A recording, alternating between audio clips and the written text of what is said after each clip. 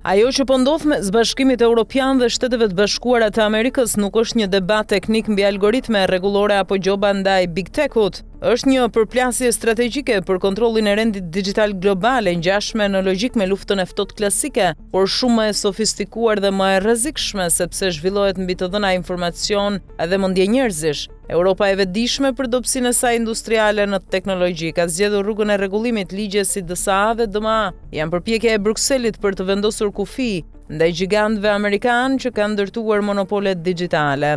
Kanë ndikuar diskursin publik dhe kanë akumuluar pushtet përtej çdo kontrolli demokratik. Për BE-n, kjo është çështje sovraniteti dhe mbrojtje të rendit demokratik. Për Washingtonin është kërcënim ndaj interesave ekonomike dhe ndikimit global amerikan. Reagimi amerikan që nga presioni diplomatik deri te ndalimet simbolike të vizave për figura europiane tregon se konflikti ka dalë nga binarët e dialogut transatlantik. SBA që historikisht ka predikuar tregun e lirë dhe lirinë e shprehjes, po e përdor këtë narrativ si mburoj për kompanitë e saj, duke e paraqitur Europën si censuruese, ndërkohë që realisht frika është humbja e kontrollit mbi arkitekturën digjitale globale. Kjo luftë e ftohtë digjitale është paradoksale. Aleat në NATO, partner strategjik në Ukrainë, por rival të hapur në teknologji. Dhe pikërisht këtu qëndron rreziku. Nëse ndarja thellohet, bota mund të përfundojë me dy sisteme digjitale paralele, dy standarde, dy vizione për internetin dhe lirinë.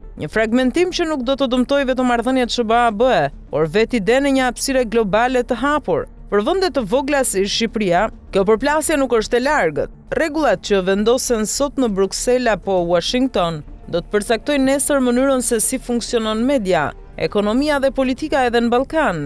Në këtë realitet pyetja nuk është kush do të fitojë luftën digjitale, por kush do të vendosë rregullat e saj. Dhe për herë të parë pas dekadash, Europa po tenton të mos jetë thjesht terren, por aktor.